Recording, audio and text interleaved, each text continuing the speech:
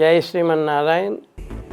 కాశ్యపాన్వయ సంజాతం నారాయణపదాశ్రితం శ్రీమన్నారాయణం వందే యతీశ్వర శ్రియాజుషం. ప్రియ భగవద్బంధువులారా, కుంభమేళ. కుంభ్ అంటే భూమి, మేళం అంటే ఈ భూమండలంలో ఉండే నదులన్నీ ఒకే చోట ఉండటం చేత దానికి మిళితం కావడం చేత కుంభమేళ అని పేరు వచ్చింది.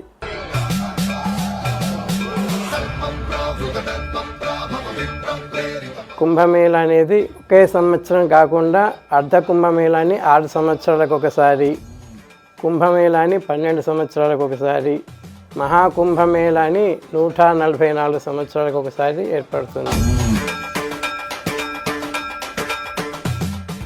ఈ కుంభమేళ 4 చోట్ల మనకు కనిపిస్తుంది.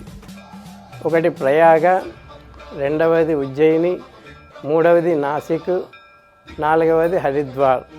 ఆనాడు క్షీరసాగర మథనం జరిగినప్పుడు ఆ బిందువులు ఈ 4 చోట్ల పడ్డాయని మనకు పురాణాలు చెప్తున్నాయి.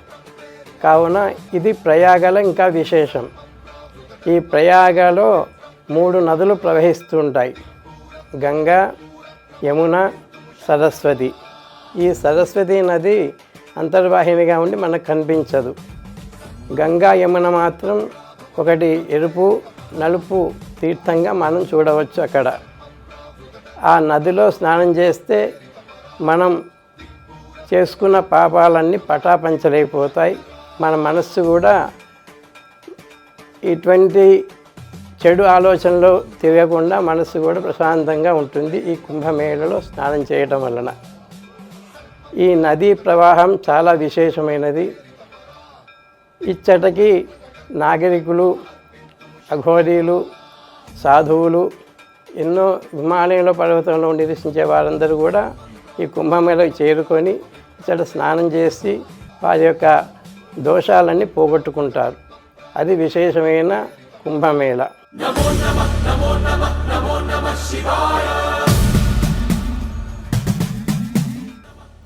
ఈ కుంభమేళలో మనం స్నాన సంకల్పాలు చేసుకొని తర్పణాలు, పితృతర్పణాలు చాలా విశేషం. ఆ విధంగా చేసుకొని హోమ కార్యక్రమంలో పాల్గొంటే చాలు, మనకుండే దోషాలన్నీ కూడా, ఈ జన్మలో చేసుకున్న దోషాలు, పూర్వజన్మలో చేసుకున్న దోషాలు కూడా పటాపంచలైపోతాయి.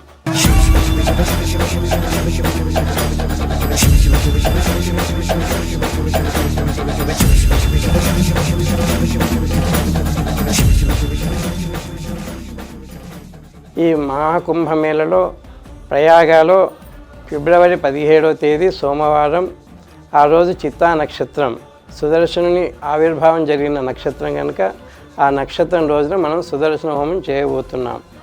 మీరందరూ కూడా సుదర్శన హోమంలో పాల్గొనాలంటే ఆన్లైన్ ద్వారా దైవహోమ్.comలో మీరు బుక్ చేసుకోవచ్చు.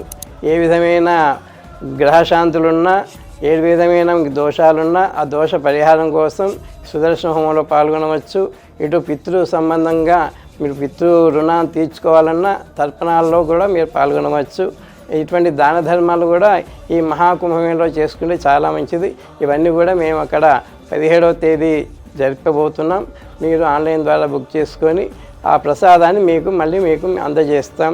ఇటు కుంభమేళలో ఉండే తీర్థాన్ని అందజేస్తాం, అటు సుదర్శన హోమం చేసిన తర్వాత సుదర్శన తిలకాన్ని, ఆ ప్రసాదాన్ని కూడా మీకు మళ్ళీ పంపించే ఏర్పాటు చేస్తాం.